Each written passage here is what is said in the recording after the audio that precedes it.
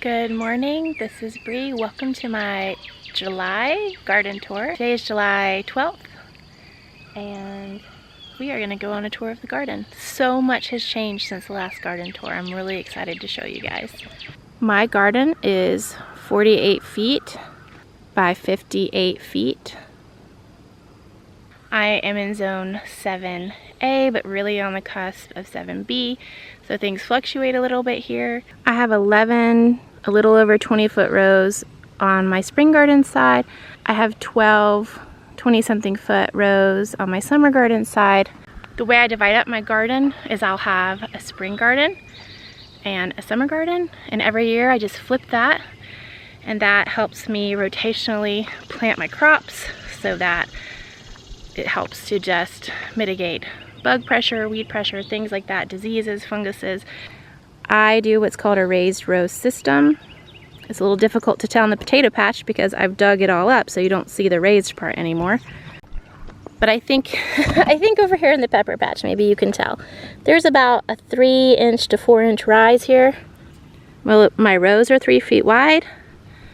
My paths are 2 feet wide. I have about 6 inches of mulch to smother weed pressure in my paths. Having the rows raised like that helps distinguish the paths from the rows, which helps me. It's beautiful, it's aesthetically pleasing. It also helps my children to be able to distinguish much more clearly like where things are being planted and where we walk, which whenever the garden's this bustling, like, that's obvious, but whenever you've just planted things, it can be difficult for a young child, even adults, to tell like where they can walk and where they can't. So this system really helps with that. It also helps with erosion, water drainage, things like that. In June, we started with the spring garden, so let's start there again. You can see that the spring garden is fading.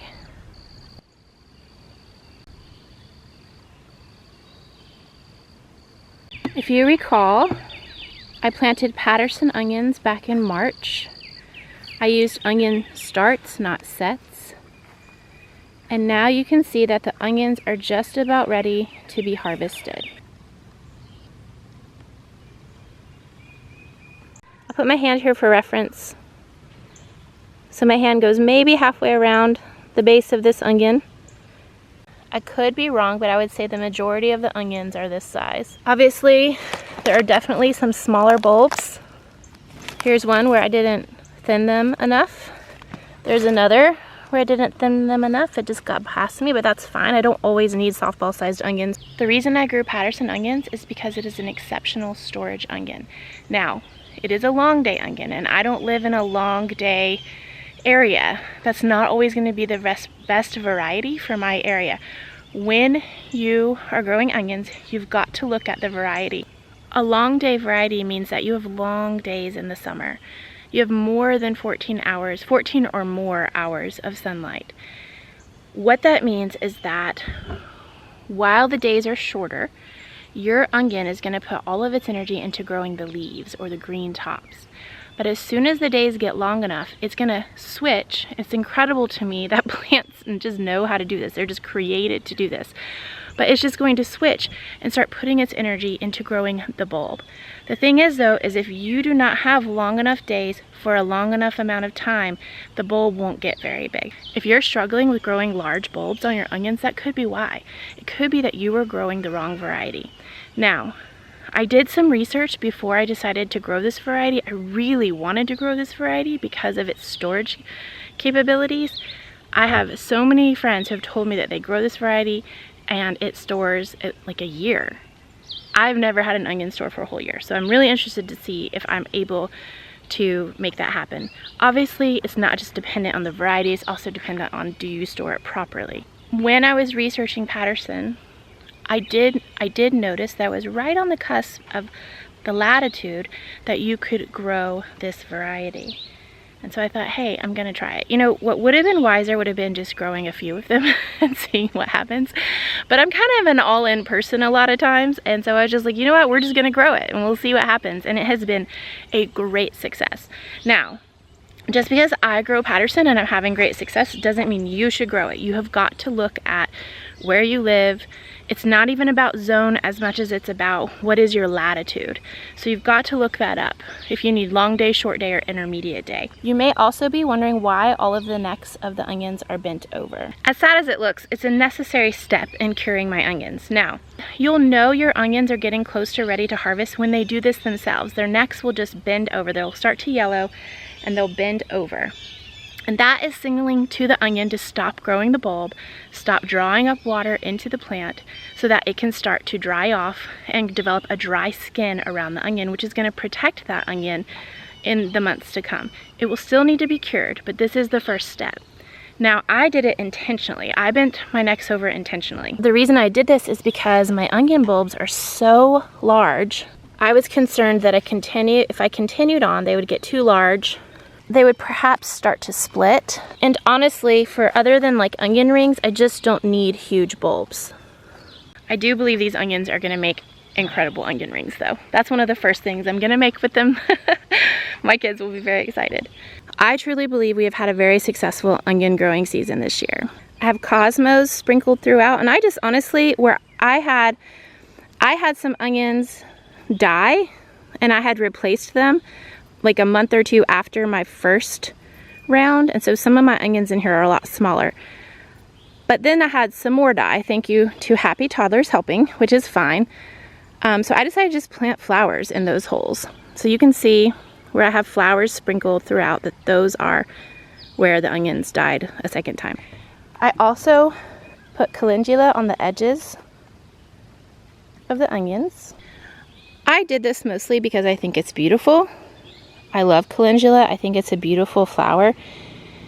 It is also medicinal, but I don't need to grow that much in order to use it for the medicinal purposes that I would use it for. I'm not an herbalist. I know some basic kitchen herbalism. I call it kitchen doctoring. It's just like, as a mother, what I've learned over 15 years of being a mother, just very basic things with very basic herbs and spices and plants and things like that. One very simple thing I like to make with my calendula is an infused oil, and then you can take that oil and create salves. So calendula is very good for the skin. It's very good for healing the skin, protecting the skin, nourishing the skin. So that's one thing, one simple thing I like to make. And everything I do, you will find, is simple, straightforward, typically not very fancy, because I, like you guys, have a lot on my plate pretty much all the time. So I like things that inspire me and encourage me, but are simple and straightforward. So that's what you're gonna see a lot in my recipes, in my garden, and whenever I use herbs as well. These calendula flowers are actually pretty small as far as the plants go, which tells me the soil isn't great where they're planted. The reason I know this is because I've grown calendula before and it has exploded into this huge plant. And it's okay with me that it's not completely thriving because it's still beautiful. Let me give you an example of one that is thriving a little bit more. See, these plants here are much bushier, much taller. They have a lot more flowers on them, and they're just overall doing better. And it's because I planted them in the center of a row. The yellow calendula is in the center of a row as opposed to the edge of a row, so they're really getting all that really good nutrition. Whereas the edge of that row is mostly just clay that the flowers are planted in. One really cool thing about calendula is that if you deadhead it, which means you pull off the dead flower heads, it will continue to produce flowers. So this will bloom in my garden spring through fall. This variety is called Orange Button. It is so bright and beautiful. When I come out to my garden in the morning or the evenings, I love to just walk through, and as I harvest flowers, I also just love to deadhead them, because then they will keep providing me with beauty past even our first frost. Calendula actually loves cool weather, and so it'll take a hard frost to really kill the plants. I have found calendula still growing in my garden after a couple of lighter frosts, which is to me so cool, coming out and a lot of things being totally dead from the frost, but the calendula is still happy out there. Maybe a few plants dead, maybe a few flowers dead, but still going. So I highly recommend growing calendula in your garden. Now, different varieties have higher potency of medicinal compounds.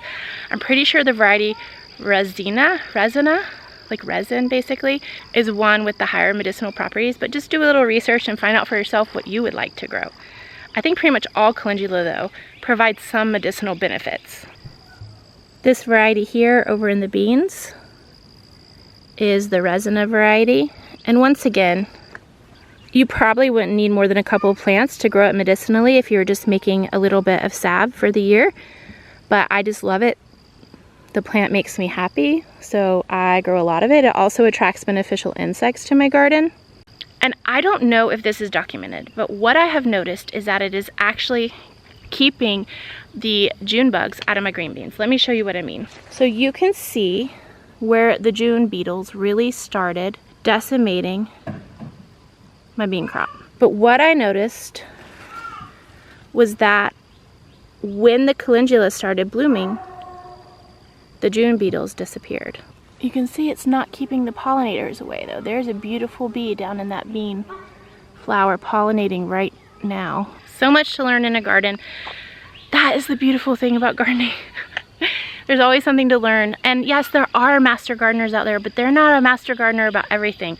They probably know some crops really well, some not so well, or maybe they're masters of soil management. Maybe they're masters of companion planting. Maybe they're masters of succession gardening, like where you seed new things all throughout the season so you always have a harvest of something. All that to say is that there's always something to learn, always. And that's actually what one of the main things that draws me to gardening is because I never get bored with it. It's always an adventure. I have no idea what's gonna happen every year. And I love it. I love it because of that. And although the July garden gets pretty wild, and I would say my July garden actually looks pretty good this year. It's not super weedy like gardens of mine in the past. It's my favorite time of the garden. Not necessarily to be in the garden working. The July garden just feels so wild and whimsical to me. It feels like the way a garden should look. Not perfectly neat and tidy, but in all the stages of development. Some at their peak, some completely at their end, some regenerated and ready to grow again. The middle of July summer garden really shows us every stage that the garden goes through. You have things just coming up, you have things harvested, you have things totally dead that are looking awful in the garden that need to be cleaned up. You have flowers going crazy and making your garden feel like a whimsical Eden. So the July garden is my favorite garden as far as the way that it looks. It's not my favorite time to be in the garden. Bugs and weeds and heat and humidity, but we push through, right? Because gardening just steals your heart. If you guys remember, I had peas growing here and I had herbs growing all along the fence line. I had cilantro and then dill. The peas have been harvested. We had an amazing harvest. We didn't preserve any, we ate every single one. I consider my peas a snacking part of the garden. We typically have never preserved anything from the pea section. It's because we eat all of it. You can see the peas are ready to be planted again for a second round, hopefully a fall harvest. Now let's check out these herbs. The cilantro has totally fallen over with the weight of the seeds. These will become coriander, and also I could plant them again for cilantro maybe this fall if they're dried by then, or next spring. But yeah, this becomes coriander, the spice. My dill has also fallen over with the weight of its seed heads. There's still some good edible ferns on here. When they turn yellow, they start to be kind of unedible. They just don't taste good and don't have a strong flavor. But like that one is still lovely. I could still use that for making pickles or potato salad. But something I really love about dill are these seed heads. First of all, they look like fireworks and they're so beautiful that they make me happy. I like to put them in bouquets, flower bouquets, but also the seed heads have a lot stronger flavor and smell. And so I like to put them in my dilly beans, my pickles, things like that. That is why I'm letting the herbs just fall over and be wild and whimsical and messy, because I actually want to harvest the seed heads to use either for seed next year or to preserve to use throughout the winter to eat, or to use for my pickled things that I'm gonna make, which probably will just be dilly beans. Here we have my green onions, and you can see the time of the onions is starting to come to an end. Even my green onions are starting to fade. Have a beautiful parsley patch here. Soon I will harvest a bunch of this and freeze dry it for the winter. This was the broccoli patch. We had a very successful harvest. Now it's time to turn it over and get it ready for fall planting. I love coming and looking at the flowers on the broccoli. I just think it's so beautiful. It attracts pollinators to my garden. I just want to say that I think a lot of times, because we see so many people's gardens on Instagram and on social media, perhaps we feel that spaces like this don't exist in their garden, but I promise you they do. And there's a lot of reasons for that. One could just be a lack of time to turn the bed over. That's why my garden still looks like this. However, it's also because I don't mind there being a little bit mess in the garden. Mess attracts pollinators. This to me is beautiful. I love seeing the remnants of what produced so well for me. It's kind of like poetry to me. Because what maybe we considered as ugly and should be torn out and thrown out is actually what's creating the next life cycle, the next round of this plant's life, the next round of food and harvest for our bellies. This is how the plant replaces itself, reproduces itself. It flowers, and then it forms seeds, and that is a beautiful thing. Soon though, this bed will be turned over, and in August we will be replanting it for our fall broccoli crop. Of course, we've got flowers at the ends of all the beds. Here's our cabbage. It's all been harvested. It's all been preserved. It's all tucked away for the winter. Well, really just for the summer, because what we harvested we will eat by winter time. So hopefully we will replant this for fall. We might or might not have a great fall harvest, who knows? I find that growing brassicas in the fall, you get a better harvest if the fall is cool. But around here, you never know if it's gonna be a cool fall or a hot fall. And if it's a hot fall, the harvest isn't gonna be that great. So you just never know. Nature, in the end, you can't control nature, which to me is lovely because as humans, we control a lot of things. We cannot control nature, and I just love that. It might stress me out a little bit more if I was dependent on my garden to provide for my family though. Now, this was an experiment. I cut this cabbage off and I've never seen this happen before. You can see it's not happening with any of my other cabbages, but this one is starting to form little tiny heads all around the outside. I think there's at least 6 heads forming. I have never seen that before, and so I'm just really interested. I'm just letting it grow. I'm not gonna pull it out. And I'm just gonna wait and see what happens, because if that is something and you could get little mini cabbage heads, kind of like Brussels sprouts, that'd be kind of fun to grow that more consistently. Especially because Brussels sprouts need like a frost or a freeze to bring out the sweetness, otherwise they're really bitter tasting. Whereas cabbage doesn't necessarily need that. I do find that when you harvest cabbage in the heat, the flavor is a lot stronger, but it's not necessarily bitter, as far as like Brussels sprouts get very bitter with heat. This is the romaine patch that got eaten down by the deer that I never replanted even though I meant to. Our greens, our Swiss chards are all still thriving. I harvest them, I freeze dried them into powder greens. We eat them and they grow right back. The deer even get into them and they grow right back. Some people make fun of growing kale and Swiss chard and things like that in your garden, which I don't know why, because to me they are a super crop. They're incredibly nutritionally dense if cooked the right way. But even we like our kale raw, and I mean, we don't have any stomach issues with it, so for us, our body loves it. We eat it right up. I freeze dry the greens. I make my own fresh green, freeze-dried greens powder that I add to our smoothies that we eat a lot of. I add it to yogurt for the babies. They don't even notice it. You know, my kids don't even notice that it's in there, and they're basically eating fresh greens because when you freeze dry something, it retains 95% of the nutrition because of the way that it's preserved. So I will link my freeze dryer link below. I highly recommend a freeze dryer for preserving food. For me, I don't find that I'll be like preserving everything that way, but there are a lot of things I'm finding I will probably preserve it that way majority of the time. And one of those is probably gonna be greens. And I am actually shocked that these have not bolted yet. So I'm just letting them go. They're slightly bitter, but really not that bad. This was our arugula and lettuce and carrot bed. It's all been harvested. As you can see here, some volunteer kale. This is red Russian kale. It was part of the mesclun mix that I planted. That was the baby greens we ate. We have some like red leaf lettuce and some curly lettuce, some, I think they call that maybe oak lettuce because it looks like oak leaves. This all came from volunteers from the baby lettuces that we grew.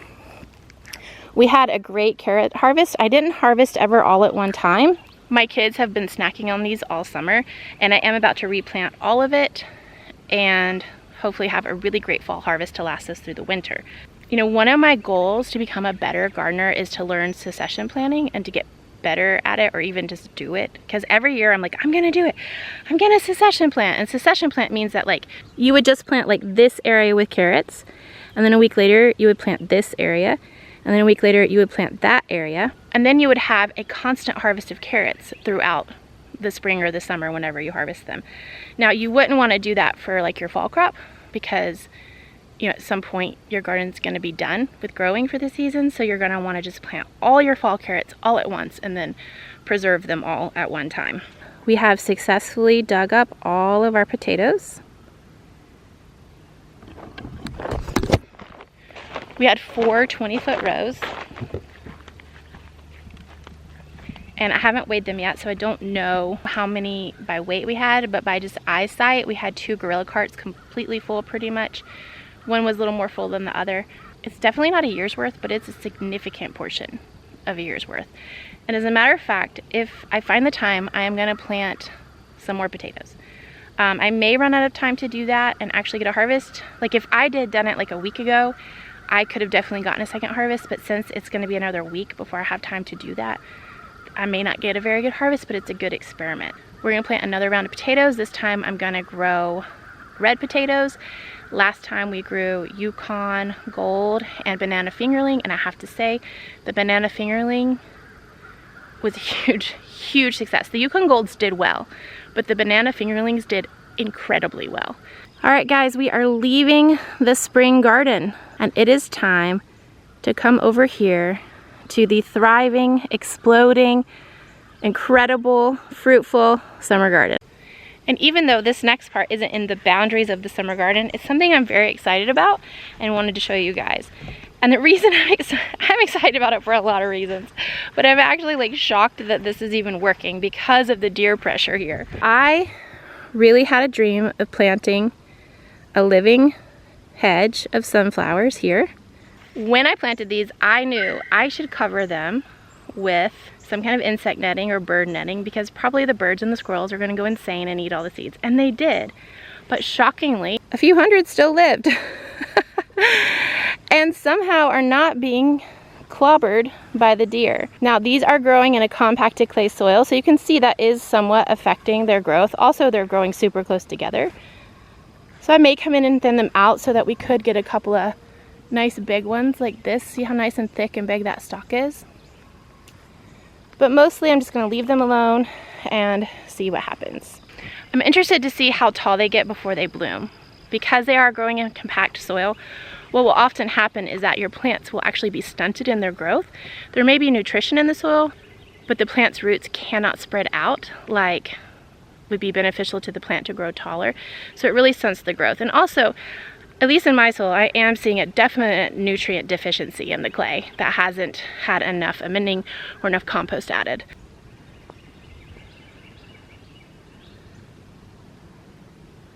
So coming up from the sunflowers, we of course have cosmos growing.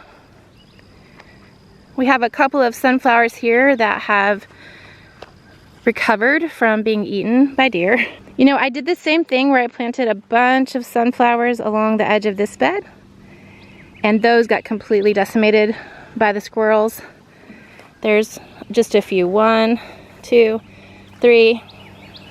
There's a few inside the netting that just happened to get stuck up in there.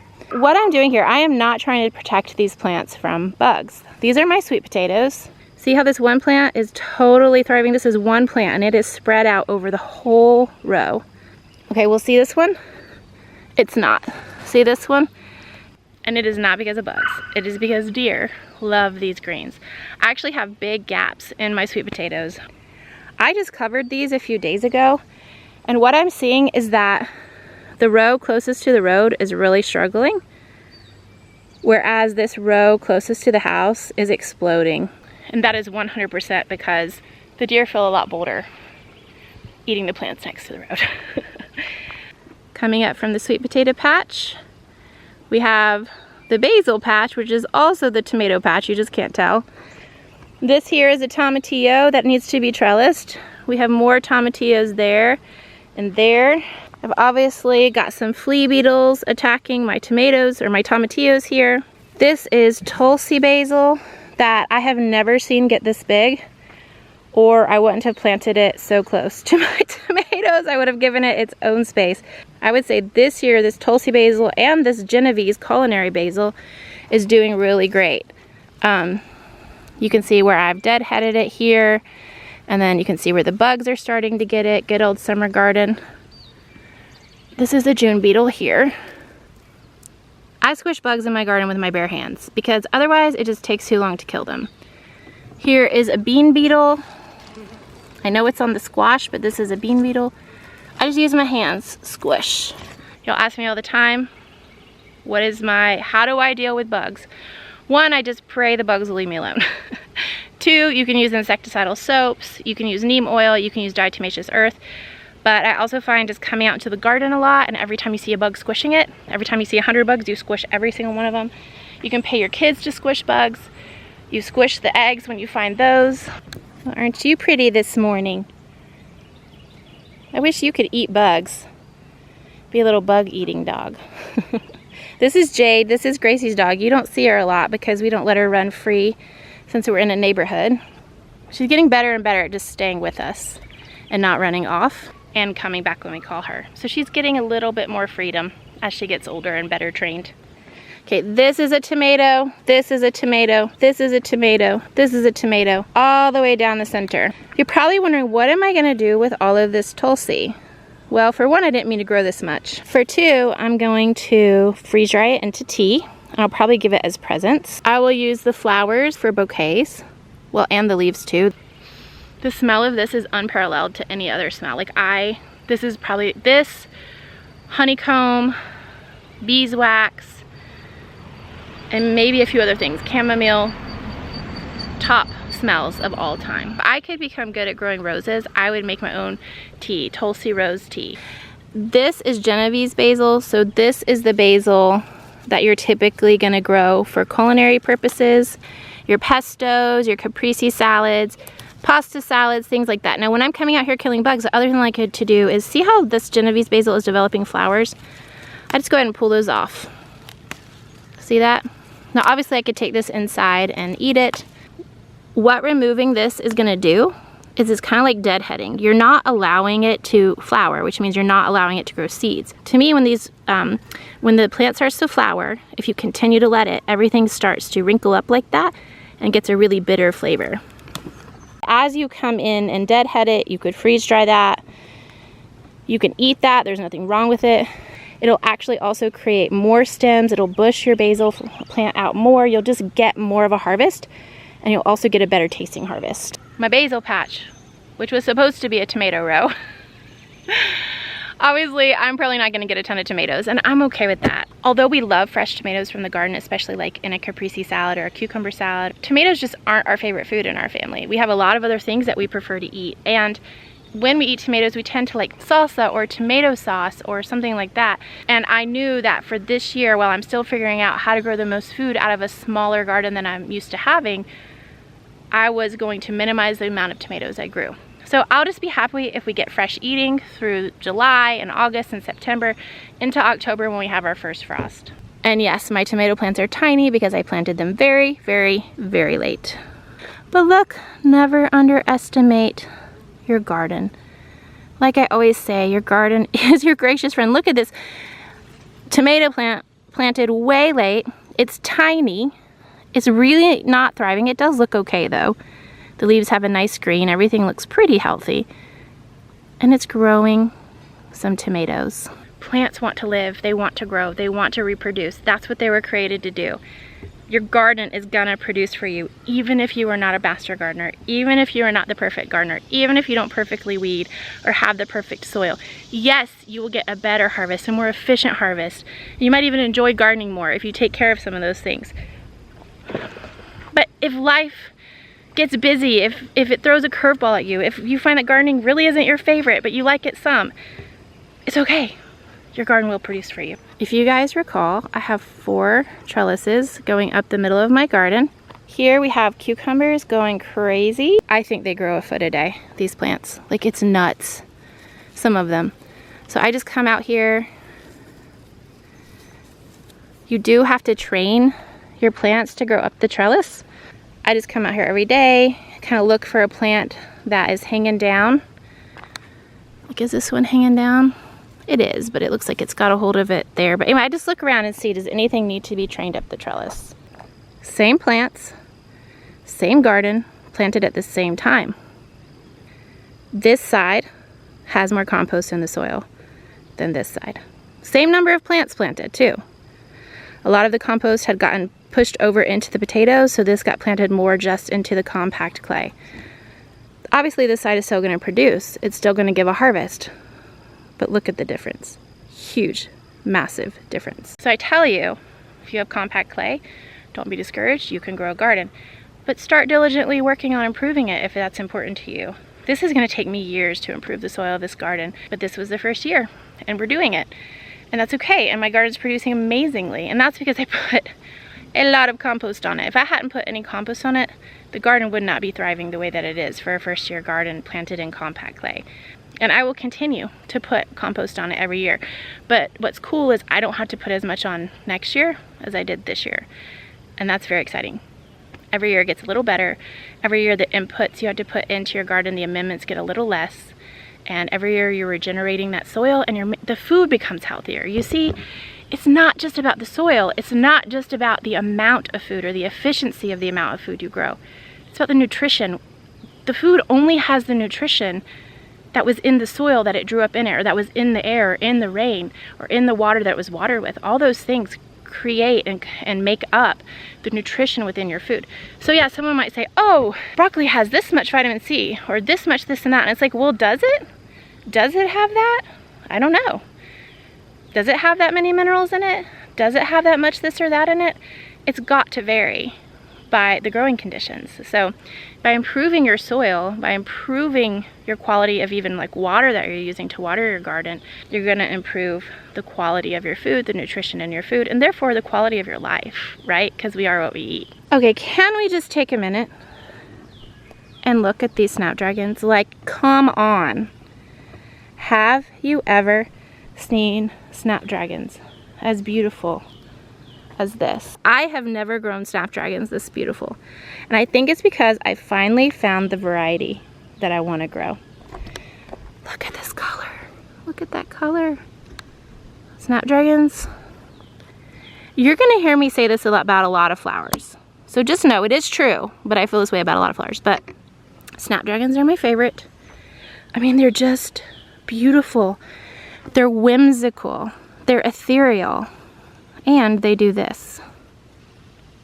Snapdragon. Snapdragon. You have to say it while you do it too. Snapdragon. Snapdragon. It doesn't take much to tickle me. I really do love snapdragons, and this variety is Rocket, and so from now on I'm growing Rocket. Snapdragons are a cut and come again flower, so when I first planted this, look, this is one stalk at the bottom here, okay? There's one stalk down there. See that? But as it comes up, it bushes out into mini stalks. You see that? And as I cut these flowers, they will grow back through the whole summer into the fall. The freeze will kill them. The first frost will kill them. From the one plant that I bought that I think cost me like 50 cents, I'm getting how many flowers? A ton. I don't think the stems are as long as most like flower gardeners would want, but for me the stems are perfect. Look at how long these stems are. Perfect for bouquets. Look, even the ones on here that are shorter are long enough to go into a nice bouquet. That's my passionate explanation of my love for snapdragons. I hope you will grow them. Once again though, these are snapdragons planted at the same time as these snapdragons. These were planted in the clay. Most of the compost was over by the potatoes, over down in the potatoes. in the potato trenches. Snapdragons, also snapdragons. Cosmos, calendula. Here we're coming up to the second trellis. Whew, I am sweating buckets, y'all. It's only 9 in the morning. It's like almost 90 degrees. I live in the mountains of North Carolina. This is hot. I am sweating buckets. That's why I came out here at 7:30 to start this video. This lovely plant growing up the trellis is Great North Melon. Oh, beautiful. Don't you just love how they grab on with their teeny tiny little tendrils? Look at this one. So beautiful. I'm really interested to see how well this does. I have never grown Great North melons before, or northernmost melon. They're supposed to be little kind of individual sized melons. Every melon is different, but they're all supposed to taste like really wonderful. My friend Crystal at Whole Fed Homestead gave me these seeds. I will link her below. Check out her YouTube, check out her Instagram. She is a wealth of all things gardening, cooking, preserving, and she is so clear and beautiful and concise in her delivery. So I will link her below. She also has an incredible book called Freeze Fresh. I actually own the book, but I'm out in the garden, so I can't show it to you, but I highly recommend her book for learning how to freeze food. Coming up from the melons, we're gonna come over here, more snapdragons. We've got the pepper patch that is booming here. We've got our first peppers coming on. Obviously they have more growing to do, but they're coming on. We have tons growing in there. We just got peppers everywhere. Those are ace peppers, those are sweet bell peppers. They should turn red, but obviously you can harvest them green. My friend Jessica at Three Rivers Homestead calls those money plants, and I'm sure they are if you eat a lot of them frozen throughout the winter, because peppers are what, $2 a piece where I live, and those aren't even the organic ones. And so organic ones I think are almost $4 a piece where I live. In the store, not much different at the farmer's market. Here are my spicy peppers. Let's see what we got here. Here's the shishitos. They've got some flowers starting on them. Yep, so my jalapeno peppers are growing. As you can see, my pepper patch is pretty small. I enjoy growing peppers. I think it's fun. We like to eat them fresh, maybe even make a little hot sauce, but it's not like something I'm super passionate about. So I just kind of grow what I know we'll use rather than trying to grow a whole bunch just because. I don't need to do that. Here is my summer squash patch. If you recall, I planted these 2 to 3 feet apart, and this is what I do see. This is one plant. It's huge. This is a summer crookneck squash, yellow squash. That is a black beauty zucchini. You can see the zucchini plant is even bigger. So there is my squash harvest just now. Here is the beginning of my zucchini harvest. Die.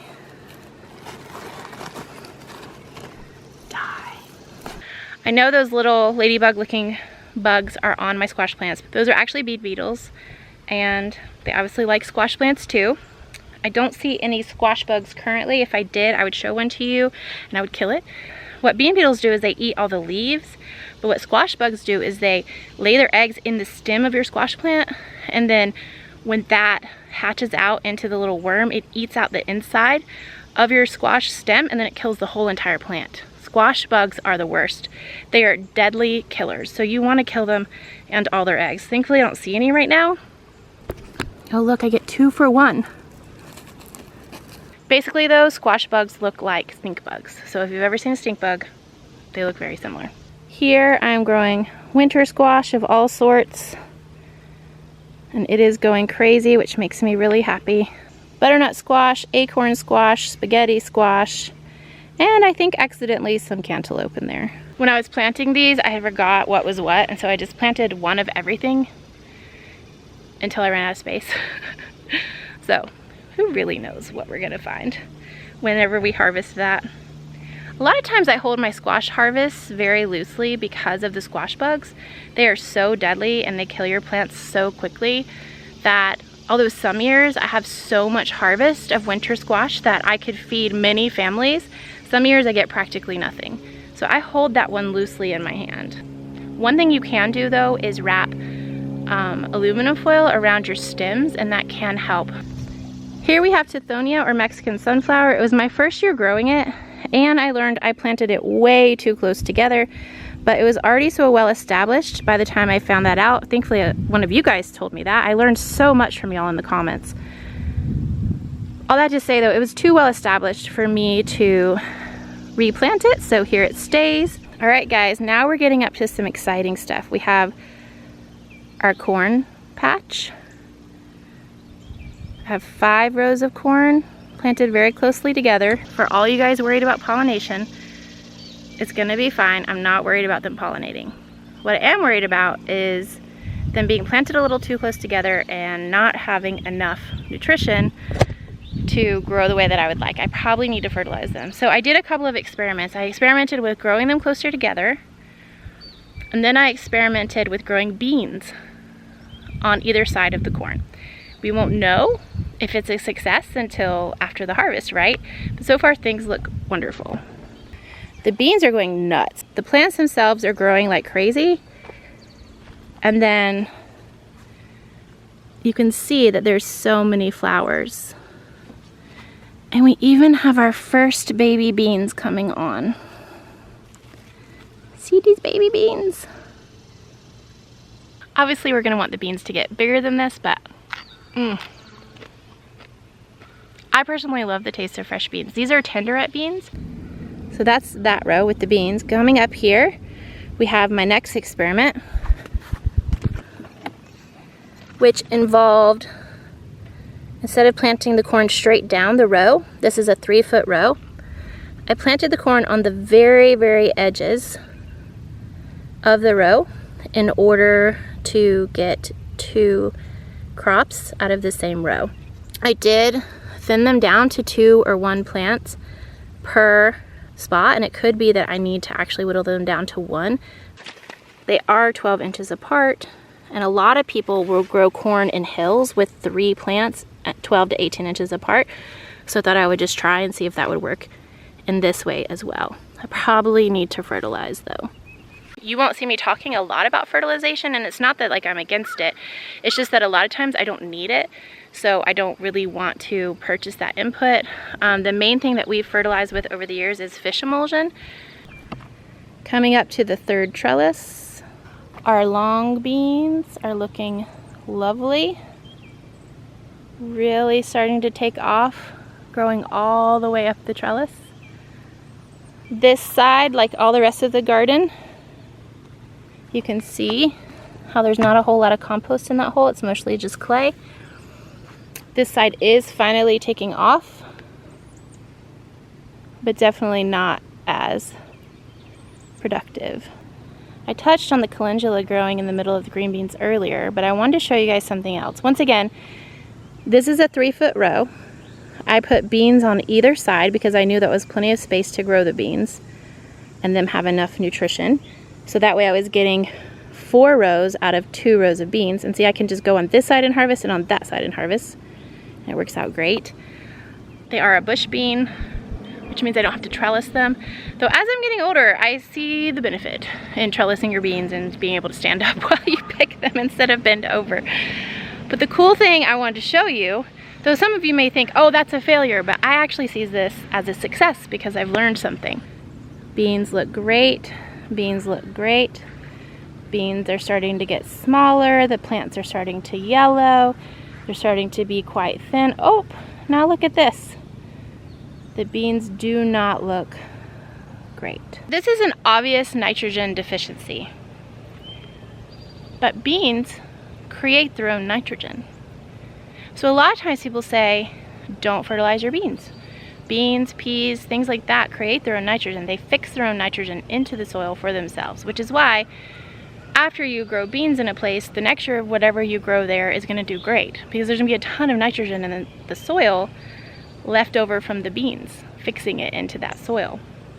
However, this goes to show that just because beans fix their own nitrogen doesn't mean that they're always gonna grow perfectly without good soil.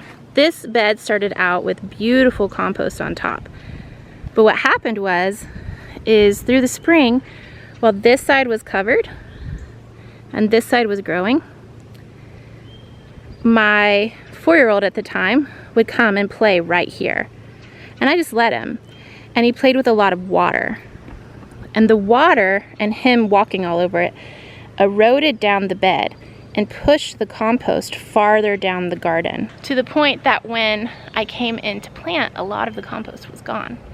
And I knew that in my mind. Like, I knew, like, oh, this is gonna be interesting to see the difference between where the compost was really thick and where the compost had mostly been eroded away from my son playing right there all spring. So you can see the difference. It's really interesting that just because a plant is a nitrogen fixer doesn't necessarily mean it's gonna have enough to create a lush and healthy plant. These are my mammoth sunflowers. So many of them got eaten by the deer. It was such a bummer. But let me show you something cool. I did not know sunflowers would do this. This sunflower actually got eaten off by a deer all the way at the bottom, and it regrew into 2 sunflowers. It's obviously, these were all planted at the same time. So you can see the difference in height. Also the difference in stem size, because it's growing 2 instead of just 1, right? You have a huge thick stalk. Did you know sunflowers did that? All right guys, let's move on to the greenhouse. There's really not a lot of action happening. I'm growing a lot of green grass in there. Basically what's gonna happen in the greenhouse is it's gonna be a place where I start seeds. But I have to buy all the things to start seeds, and I have to learn how to start seeds. And when I'm learning something new, I go very slow, typically.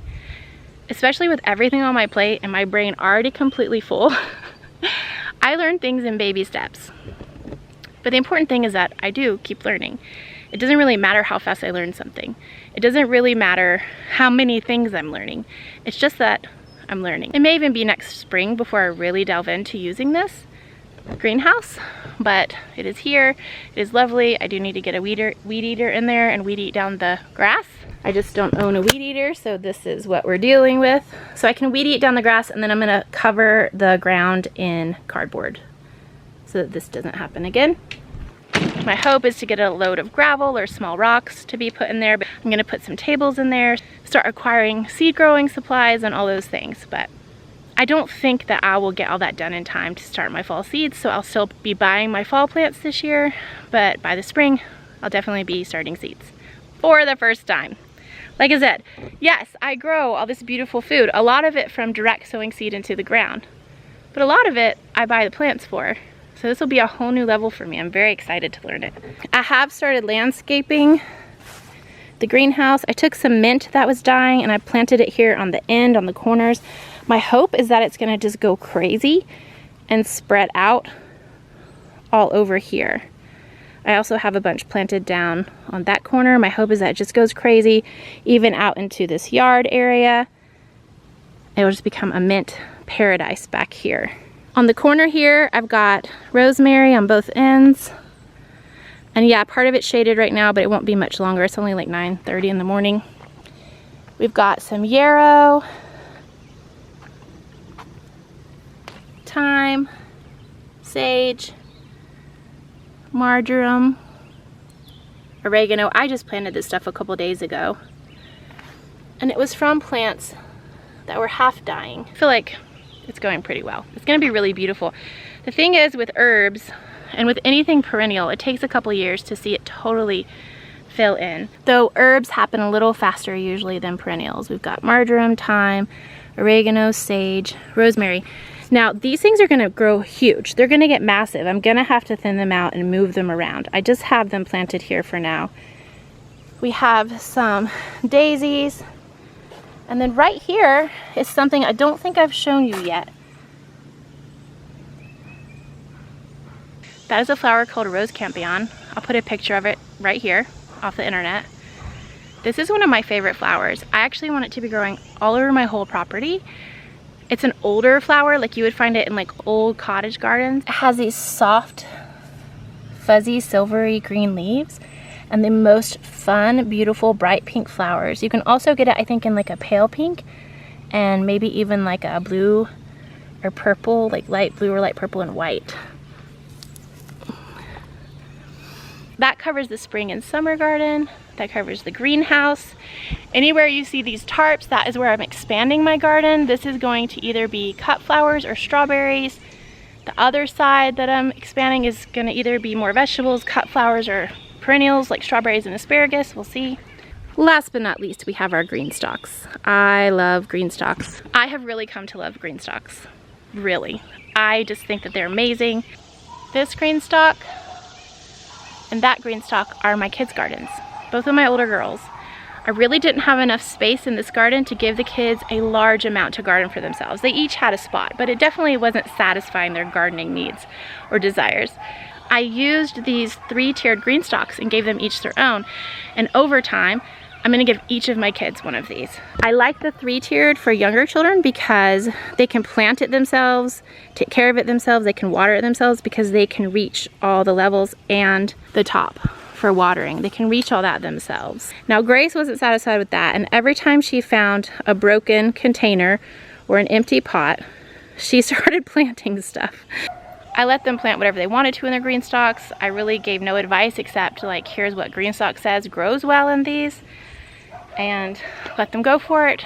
They take care of them themselves. They really love them. They're very easy to maintain because they don't get weeds. Here's my one trellis fell so far this year, and that is these trailing nasturtiums. They haven't gotten longer than like 3 feet.